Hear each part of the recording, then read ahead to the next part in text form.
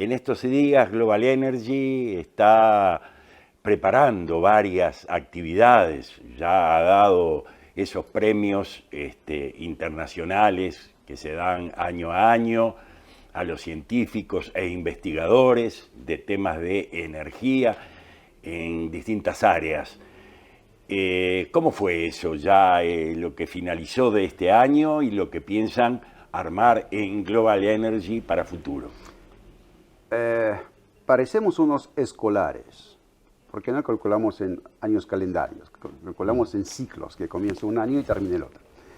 Así que el ciclo de postulaciones comienza en enero, termina en abril, el premio se otorga en julio y se presenta físicamente, se entrega físicamente en octubre, así que es más o menos, ¿no? Este último ciclo ha sido muy exitoso, pese a la coyuntura internacional que sí afecta al mundo académico también.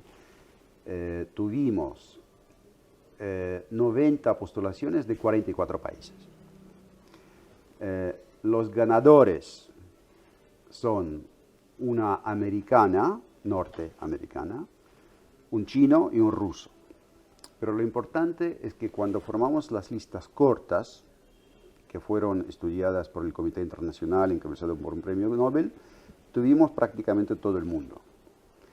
Inclusive por tercera vez, tan solo tercera vez, hubo un latinoamericano en la lista corta. Hemos tenido a un uruguayo, Rubén Chaer, a un puertorriqueño, Héctor Abruña, quien ganó el año pasado, llegó a la lista corta y ganó.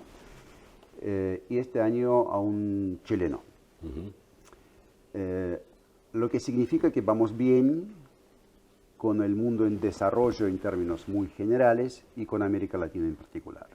Y a los que llegan a la lista corta desde América Latina, automáticamente se otorga el diploma honorífico del premio. Así que yo acabo de regresar desde Chile, donde fui a la Universidad Bernardo Higgins para una presentación y para la entrega a la Universidad de Santiago.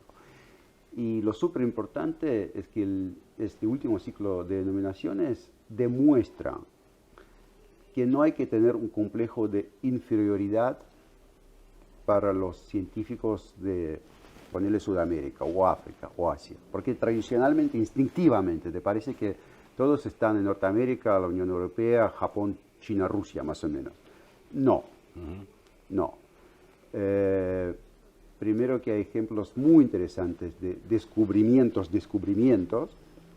latinoamericanos, y en segundo lugar hay muchos ejemplos con que el científico latino no se atreve a dirigirse a nosotros. Es un error, porque debe postularse con algunas recetas tecnológicas que incluyen tecnologías ya existentes que te permitan a mejorar la vida de una comunidad rural, una ciudad, etc. O sea, el universo energético latinoamericano es interesante.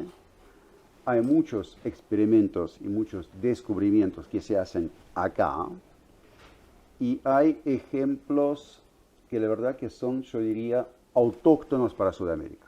Porque mientras que el resto del mundo está soñando con la producción viable del hidrógeno verde, acá se realiza. Ya hay proyectos en Chile, hay proyectos en Argentina, hay proyectos en Uruguay. Cabe subrayar que lo que sí funciona acá no funcionaría allá, y al revés. Claro. En pocos países hace tanto sol y tanto viento como en el Cono Sur para la producción viable, cuando digo viable, económicamente viable, del hidrógeno verde. Pero acá se puede. Entonces, esos ejemplos llaman la atención, y lo que hoy es viable acá puede ser viable mañana allá. Así que Latinoamérica va bien, el premio va bien, y el 1 de enero comienza el nuevo ciclo de postulaciones, en que esperamos más y más postulaciones latinas, y con el ejemplo de Héctor Abruña el año pasado, de Puerto Rico, creo que vamos a tener más ganadores de Latinoamérica. Y bueno, todavía no lo hemos dicho, pero es importante que el fondo anual es de $500,000. Se divide entre ganadores, pueden ser 3, pueden ser 2, pero es una cifra importante.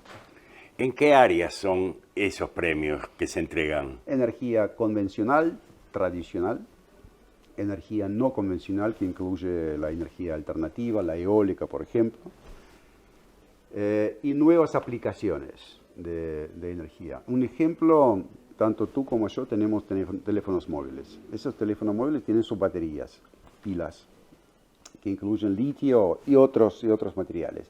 Esa cosa fue inventada por un japonés que hace 10 años más o menos recibió su premio Global Energy y al año siguiente el premio Nobel. Ahí estamos hablando de nuevas aplicaciones.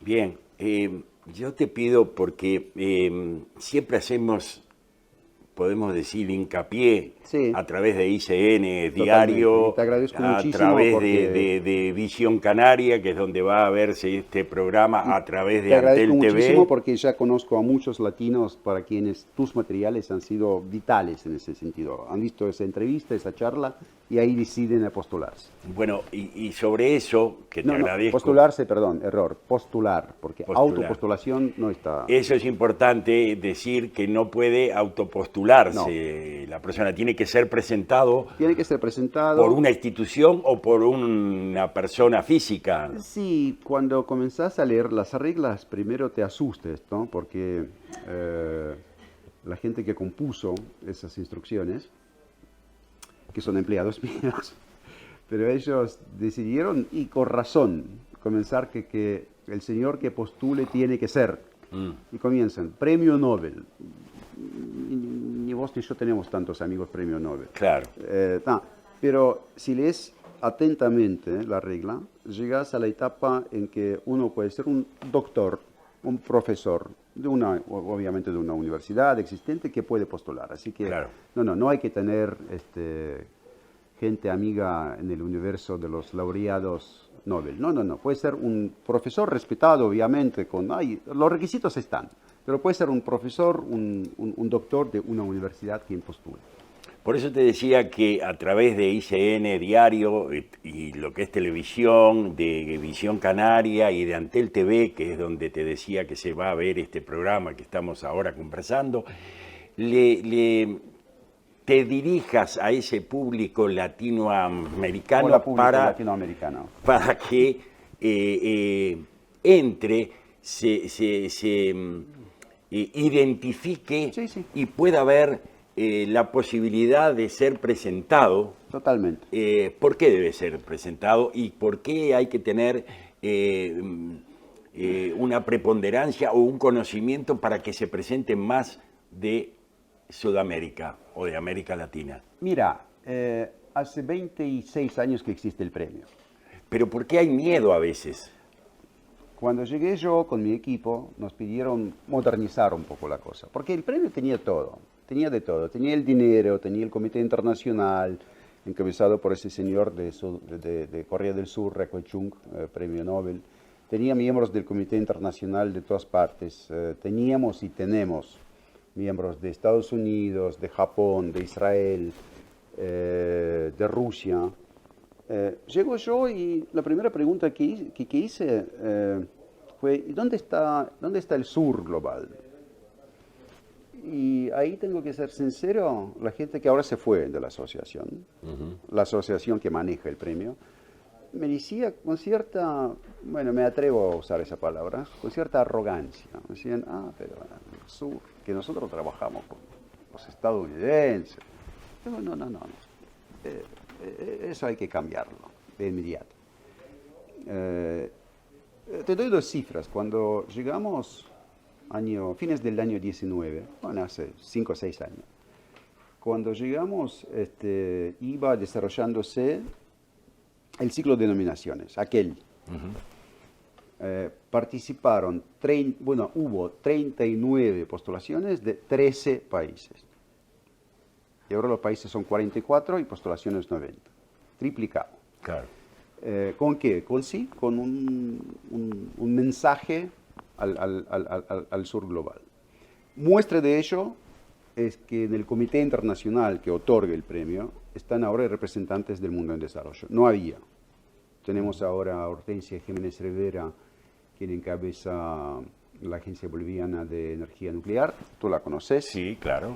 La entrevistamos. La entrevistamos. Tenemos al señor Tela, quien encabeza, se llama la Asociación de Utilidades Energéticas de África.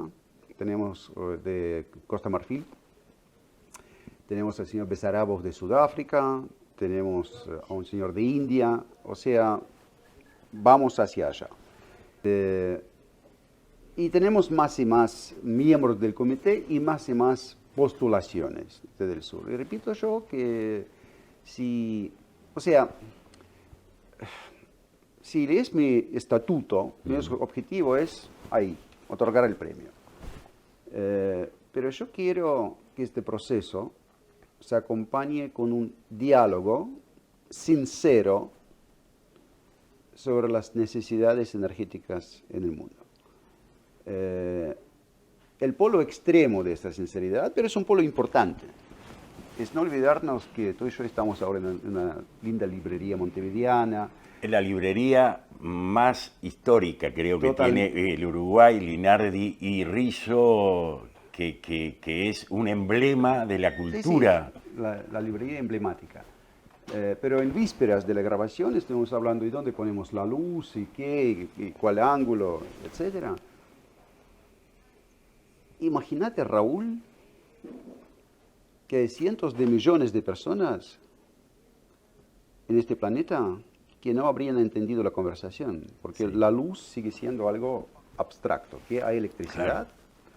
Claro. Entonces, pero hay que tener en cuenta este polo, porque si estamos hablando en términos de ese eslogan muy lindo, el desarrollo sostenible, hay que recordar la existencia de ese otro polo. Pero en otro polo había mucho, en los últimos años, de cierta, ¿cómo te digo yo?, moda. Claro.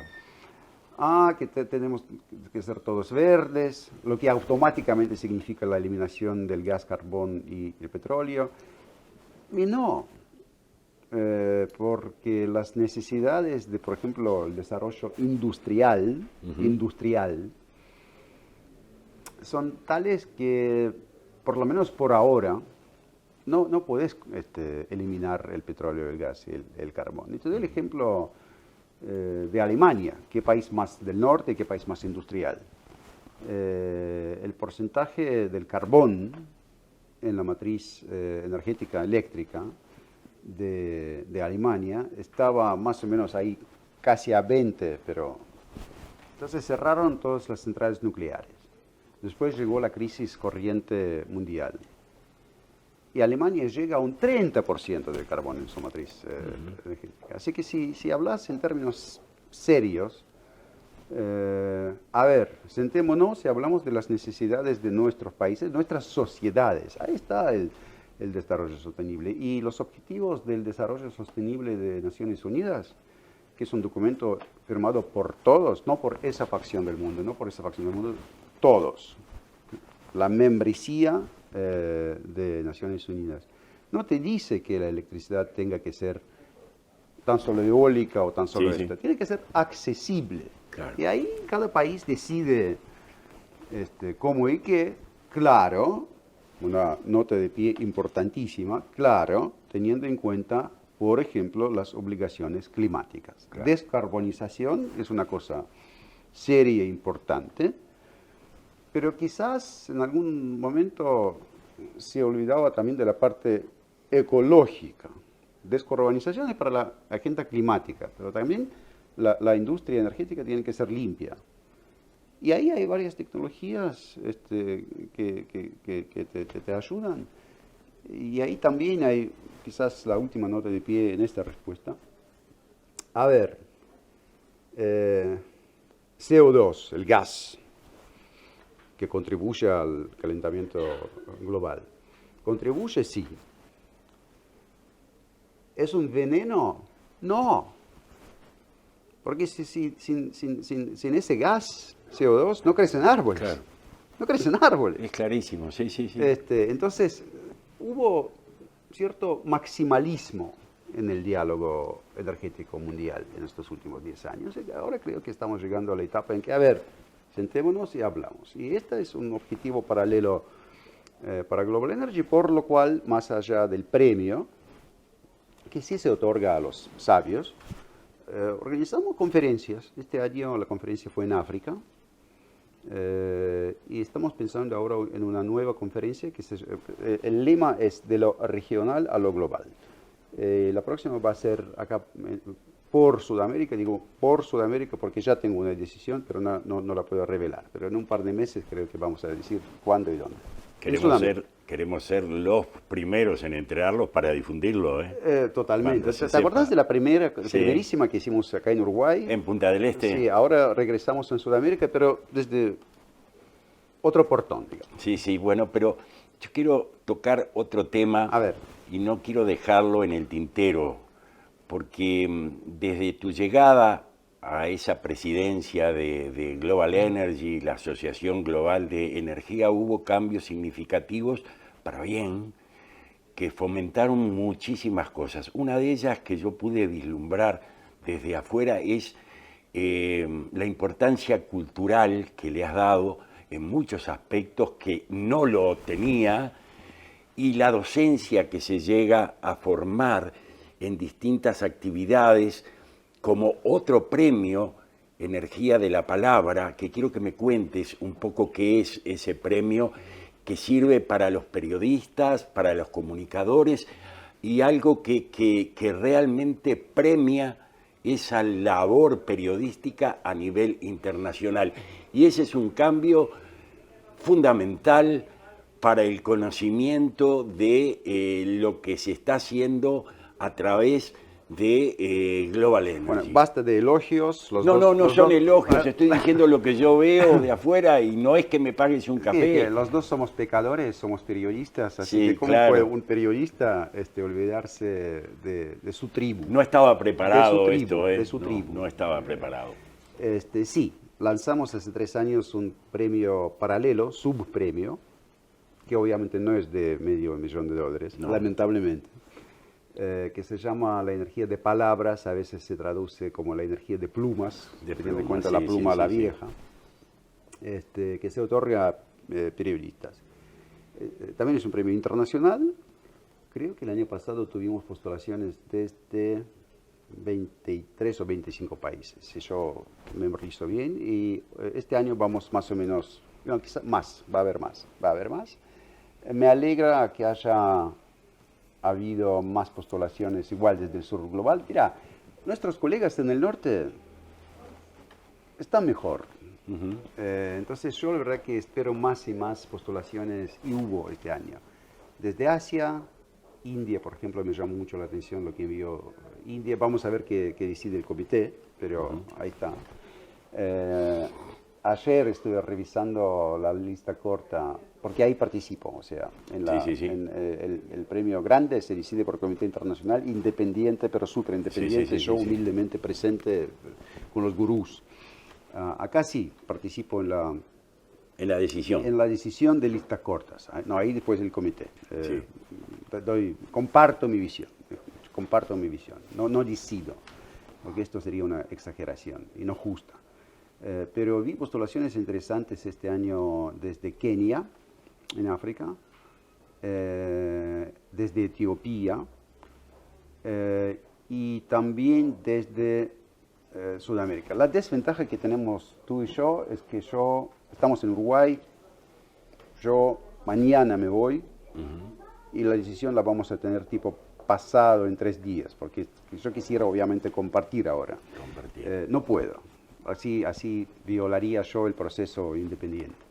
Pero sí, es un premio, repito que el dinero es mucho más modesto, pero invitamos a los ganadores a venir a la conferencia que hacemos en Moscú, en Rusia. Muy bien. En octubre, y siempre es lindo viajar y visitar, y ahí pagamos el pasaje, etc. Así que los ganadores tienen por lo menos la diversión, y dependiendo año por año, porque ahí el sponsoreo es paralelo a lo que tengo yo acumulado en la cuenta de Global Energy para la energía, también pagamos dinerito. Pero el viaje, la posibilidad de Claro. visitar la Semana Energética Rusa, que es un encuentro de más o menos, no sé cuánto este año, tipo 60, 70 países, esos son Bien, ministros, bien, bien. ingenieros, así que los que escriben sobre lo energético tienen ahí un pool para entrevistar, que también es una ventaja profesional, ¿no? Bueno, Sergey, agradeciéndote los minutos que has tenido para ICN, para Visión Canaria, para Antel TV, donde se verá esta entrevista. Que es la puerta para Sudamérica. Es la puerta para Sudamérica, que desde toda Sudamérica y del mundo puede ver las emisiones que estamos Lo hago yo y realizando. estoy muy agradecido ante el TV este año porque la ceremonia no de la entrega, sino del anuncio de los nombres de los ganadores se hace en ruso, inglés y castellano y la versión en castellano salió para Sudamérica a través de Antel TV.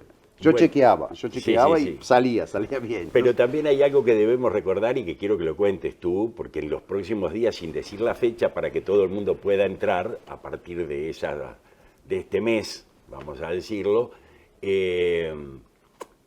van a estar presentando unas películas realizadas en Por estos dos señores. por estos dos señores que vamos a poder ver y que quiero que con eso culminemos esta entrevista. Bien, han habido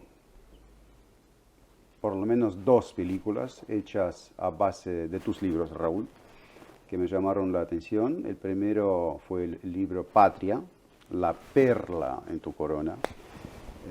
Mi nombre es Patria. Mi nombre es Patria, sobre África de las Heras, o Patria, entre comillas, o María Pavlovna en ruso, quien era una comunista española,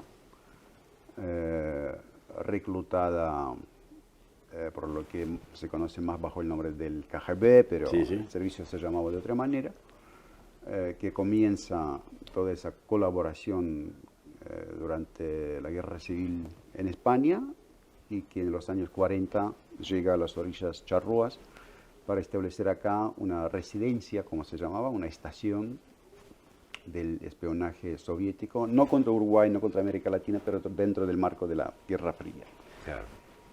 El libro tuyo excelente, los contactos míos buenos. Me estás devolviendo lo que yo dije antes sobre ti, parece, ¿no?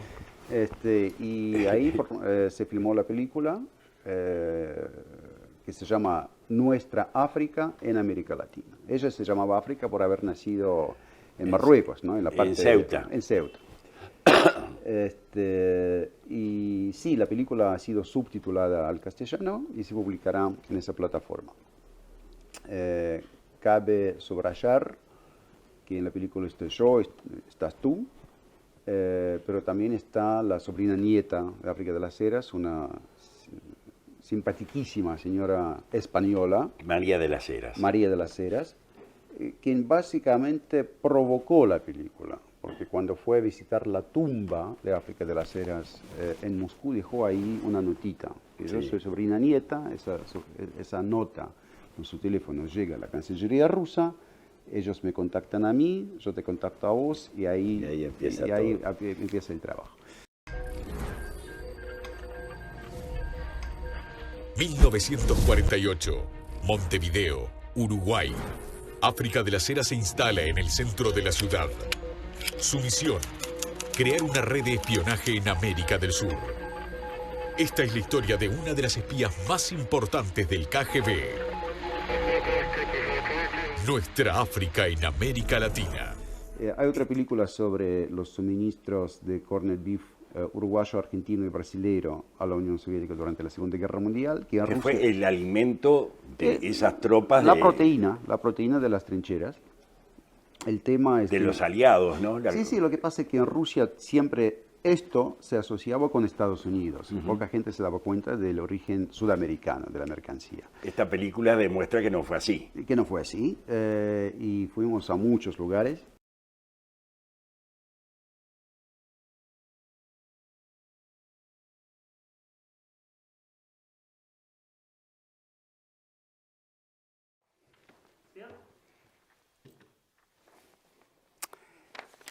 Estas notas musicales son impensables. Bueno, toda esa película va a ser sobre cosas impensables.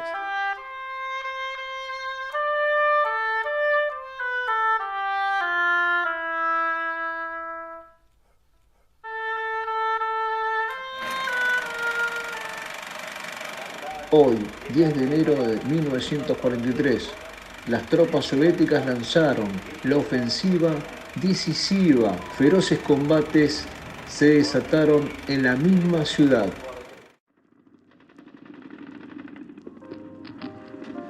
El día del gran incendio, el humo se extendió como nube negra por decenas de kilómetros a lo largo del río Volga. El Volga ardía en llamas. Por todos lados se escuchaban estruendos, ruidos y sollozos. Mi mamá ese día cubrió de canas y mi hermana enloqueció y tardó 20 años en librarse del miedo. Todos los habitantes entraron en pánico, corriendo de un lado al otro, buscando un lugar seguro y sin encontrarlo. Hola, les damos la bienvenida a nuestros televidentes latinoamericanos. Estamos en la ciudad de Volgogrado, antigua Stalingrado, donde este enorme monumento que simboliza la madre patria conmemora la batalla decisiva de la Segunda Guerra Mundial, un hecho que cambió el destino de nuestro planeta. ¿Pero qué tiene que ver todo esto con Sudamérica? Sobre esto es nuestra película. Еще немного, еще чуть-чуть. Последний бой, он трудный самый. A modo de epígrafe de lo que hablaremos a continuación, un fragmento de la conocida y en ciertos aspectos canónica serie rusa Liberación. ¿Con qué acompañan el trago? Con el Frente Occidental, camarada general. ¿Con qué? Con este corned beef americano. Acá entre nosotros le decíamos Frente Occidental. A modo de un epígrafe más. Más allá del heroísmo, los soldados en la guerra, por supuesto, tienen que comer algo. La carne enlatada empezó a llegar a la URSS en grandes cantidades desde América, justamente durante la batalla de Stalingrado. Pero, ¿de qué América? ¿Y por qué la inteligencia soviética podría proteger esta planta de producción de alimentos enlatados para el Ejército Rojo, pero también la misma inteligencia podría intentar destruir sus productos?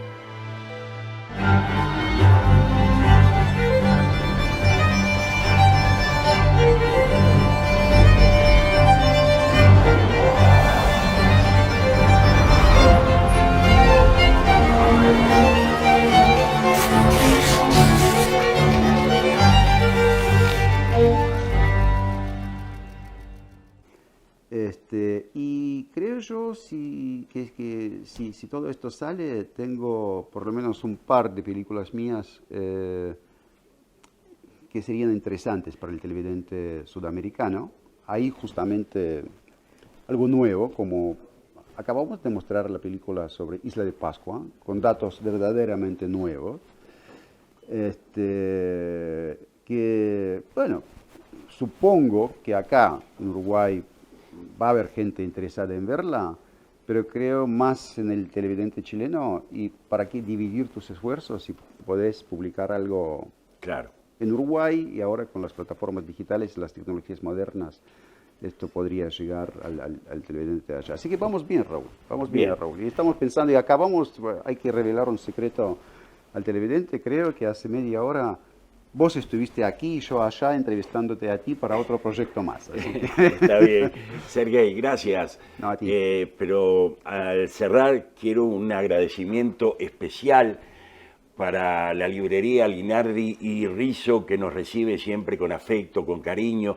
Es la librería emblemática del Uruguay, así que quienes estén por Montevideo, que vengan del exterior, vengan aquí a la ciudad vieja de Montevideo y se van a encontrar con una verdadera joya histórica, donde los libros no descansan, viven en esta casa. Así que muchísimas gracias.